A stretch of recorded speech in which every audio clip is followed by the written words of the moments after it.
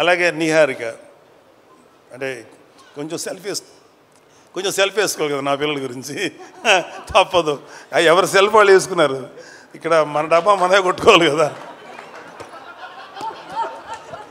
ఏదో గుర్తు రావక్కర్లేదు, నేను సీరియస్గా అంటున్నా. Niharika my sweetest kid. ఎంత స్వీటెస్ట్ అంటే ఇలాంటి చిన్న పిల్లప్పుడు ఒక 3 ఏళ్ళు ఆ టైం ఉన్నప్పుడు ఇంకా స్టార్ట్ అవుతుంది కదా. 4 ఏళ్ళ తర్వాత 5 ఏళ్ళ తర్వాత అమ్మ ఇండిపెండెంట్గా పడుకోండి అంటే ఆ బెడ్రూమ్లోకి వెళ్ళి పడుకునేది. వాళ్ళమ్మ వంటింటికి వెళ్ళాక సైలెంట్గా వచ్చి నేను ఇక్కడే పడుకుంటాను అనేది. సరే అమ్మ మరి మీ అమ్మ తన్నేసి బయటికి పంపుతుంది కదా, అమ్మ చూడకుండా దాచిపెట్టేది. అప్పుడు నా షర్ట్ తీస్తే షర్ట్ లోపల దాక్కునేది. అప్పుడు ఇంత ఉండేది కదా, ఇంతే ఉండేది. దాక్కొని పడుకొని పద్మ వచ్చేది, ఎక్కడుందని దాని తెలుసు పడుకుంది. పద్మ లేదు పద్మ ఇక్కడ అని చెప్పాడు. ఇలాగేదో సో ఒకటే చెప్తున్నాను. ఇప్పుడు ఇందాక ఒక పాప ఎవరో ఎమోషనల్ అయ్యింది. ఇవాళ మన కళ్ళ ముందు ఆడపిల్లలు ఎంత గ్రోత్ చూపిస్తారు, ఎంత గొప్పగా ఎదుగుతారనేది మన సుమ. నాకు తెలిసినంత వరకు సుమ కామెడీగా మాట్లాడుతుంది, సరదాగా ఉంటుంది. కాబట్టి నేను ఎప్పుడు సుమాని కామెడీగా తీసుకోను. ఎందుకంటే నాకు తెలిసి ఈరోజు కాకపోయినా ఇంకొక 1 year తర్వాత 2 years తర్వాత అయినా డెఫినెట్గా సుమ ఒక legendary anchor, legendary host. Suma చాలా గ్లామరస్గా స్టైలిష్గా ఉండదు. సుమ ఎక్కువ ఏమన్నా, కానీ సుమ స్టేజ్ ఎక్కిందంటే దుమ్ము దులిపేస్తుంది. నేను చూసిన సుమ ఉందా పర్లేదు కొంచెంసేపు మనకి టైంపాస్ అవుతుంది అని అలా ఉంది సుమ.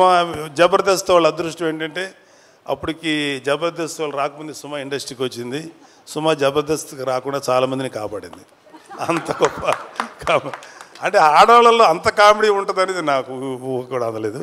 సుమని చూసిన తర్వాత అమ్మ తక్కువ వాళ్ళు కాదురా బాబు. అలాగా ఆడపిల్లలందరూ కూడా జస్ట్ బ్రేక్ యువర్ చైన్స్. ఎవడు కూడా మిమ్మల్ని ఆపడానికి ట్రై చేస్తే మాత్రం మీరు ఆకండి. Prove yourself. The world is yours. ఈ ప్రపంచం మగవాళ్ళది ఒక్కడిదే కాదు, ఆడపిల్లలది కూడా, మీది కూడా. అలాగే ఆడపిల్లలు కూడా ఒకటి గుర్తుపెట్టుకోవాల్సింది ఏంటంటే లిమిటెడ్ థింకింగ్లో ఉండకండి. అమ్మో వాడికి వెళ్తే ఆయన ఏమంటారు లేదా సార్ ఎవడి కోసం ఎవడు భయపడక్కర్లా. ఇవాళ your all in safe hands. ఇవాళ అటు తెలంగాణలో కానీ ఆంధ్రాలో కానీ ఆడపిల్లలకి అద్భుతమైన సేఫ్టీ ఉంది. ఎవడైనా ఆడపిల్లల్ని కానీ ఏదైనా చేస్తే మా దృష్టికి వస్తే మడత పెట్టి లోపల పెడతాం, తాట తీస్తాం. Don't worry. అమ్మాయిలు పాపలు మీరంతా చక్కగా కష్టపడి మంచి పేరు తెచ్చుకోండి. చిరంజీవి గారు మొదటి సినిమా పునాదిరాలు చేశారు. పునాదిరాలు చేసేటప్పుడు అన్నయ్య గారు అందరూ ఇంచుమించు ఒక 6-7 మంది కుర్రోళ్ళు అంట చేశారు.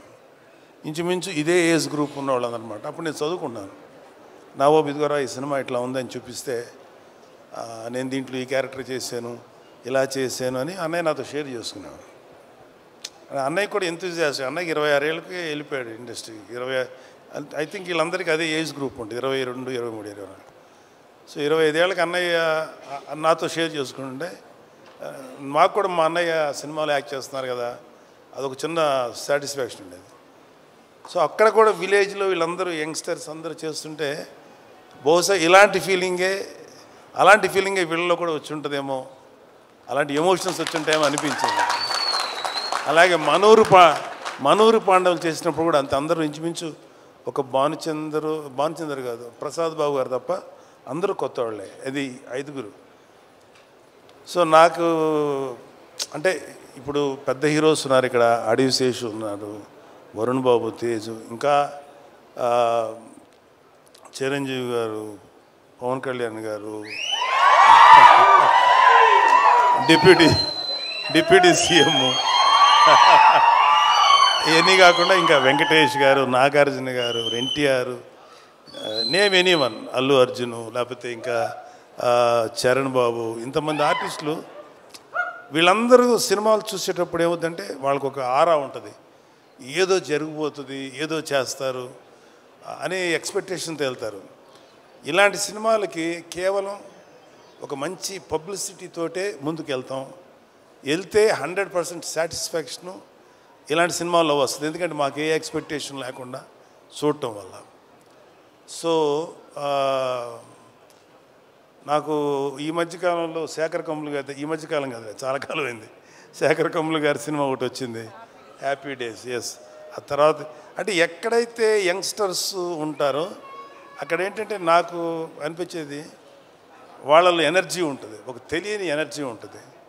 అది ఒక్కొక్కసారి ఓవర్బోర్డ్ అవుతుంది, ఒక్కొక్కసారి కొంచెం ఏదైనా తేడా జరగచ్చు. కానీ ఏది జరిగినా ఆ ఎనర్జీ తాలూకు ఇంపాక్ట్ మాత్రం ప్రతి ఒక్కళ్ళు ఫీల్ అవుతుంటారు.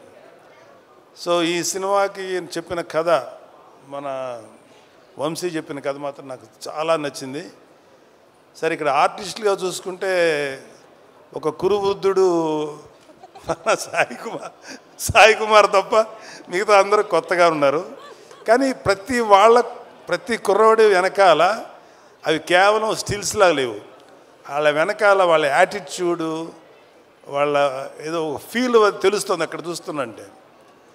సో వీళ్ళల్లో ఆ కుర్రోడు అబ్బాయి పేరు ప్రసాద్ బెహ్రా, అబ్బాయిని కొంచెం టీవీలో చూసాం.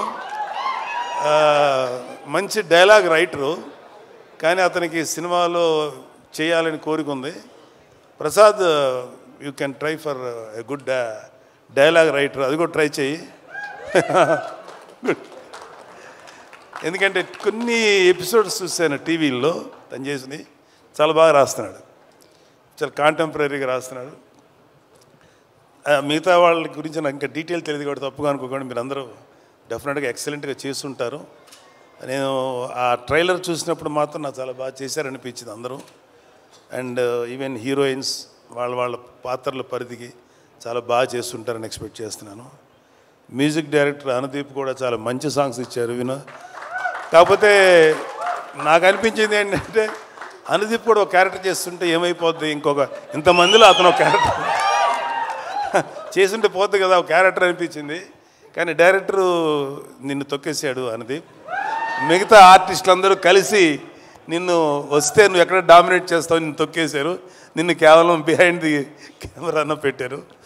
Thank you. అండ్ మా స్నేహితుడు, నా ఆత్మీయుడు, మా ఫణి, ఒక చిన్న అతను వేరే బిజినెస్లు ఎంతున్నా సరే అతనికి ఒక సినిమా చేయాలని ఒక చిన్న పిచ్చి అంటారా లేకపోతే ప్యాషన్. తను ఏంటంటే నేను నిహారిక గారి బ్యానర్లో కలిసి చేద్దాం అనుకుంటున్నాను. ఎందుకంటే నిహారిక గారికి ఒక మంచి టేస్ట్ ఉంది, లేకపోతే ప్రొడక్షన్లో గ్రిప్ ఉంటుంది, జడ్జిమెంట్ బాగుంటుంది. సో తనతో చేస్తే నాకు కూడా ఒక టేస్ట్ ఉంది. సో ఒక మంచి ప్రాజెక్ట్స్ వస్తాయేమో అనే ఉద్దేశం. అంటే నిహారిక ఒక మంచి కథ వినిన తర్వాతే డిసైడ్ చేస్తానని చెప్పింది. కథ వింది, చక్కగా నాకు చెప్పి అంత ఓకే అయింది. I'm very thankful to all of you. And ఈ సినిమా మాత్రం నాకెందుకో గట్ ఫీలింగు, అంటే ఈ సినిమా బేసిక్ కథ గుర్తుంది నాకు, చాలా సీన్స్ గుర్తున్నాయి. మధ్యలో 2-3 చోట్ల కొన్ని సీన్స్ వంశీ చెప్పినప్పుడు కొంచెం గొంతు చోక్ అయింది. అంటే కళ్ళనీళ్ళు రాక గొంతు అలా పట్టినట్టుగా అంటే పట్టింది. అంత బాగా ఎమోషన్స్ డీల్ చేశాడు. ఇంకా సినిమా గురించి చాలా చెప్పి సినిమాని చెడగొట్టడం నాకు ఇష్టం లేదు.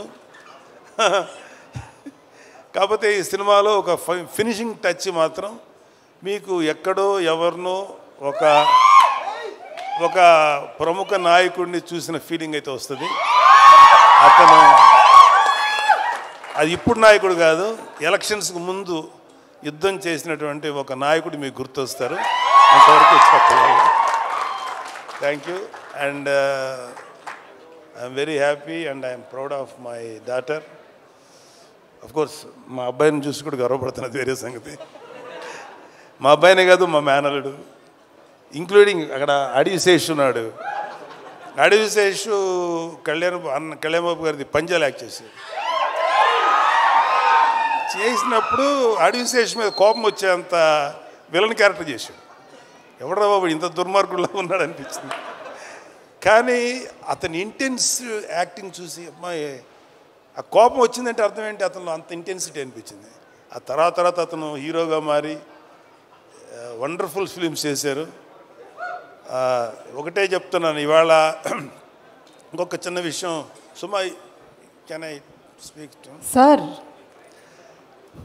మాకు మాట్లాడితే మమ్మల్ని మెగా ఫ్యామిలీ, వీళ్ళు తప్ప ఇంకెవరు ఉండరు అనేటువంటి అలా కొంతమంది ఫ్యామిలీస్ మీద ఈ పనికి మాలిన మాటలు మాట్లాడే ఎదవలు చాలామంది చూస్తారు. మాకు అలాంటి ఫీలింగ్ లేదు. సినిమా ఇండస్ట్రీ మా అబ్బ సొత్తు కాదు, మా నాన్న సామ్రాజ్యం కాదు, మా తాత సామ్రాజ్యం కాదు. అలాగే మన అక్కినేని గారి ఫ్యామిలీయో నందమూరి ఫ్యామిలీ సామ్రాజ్యం, అది అందరిది ఇది.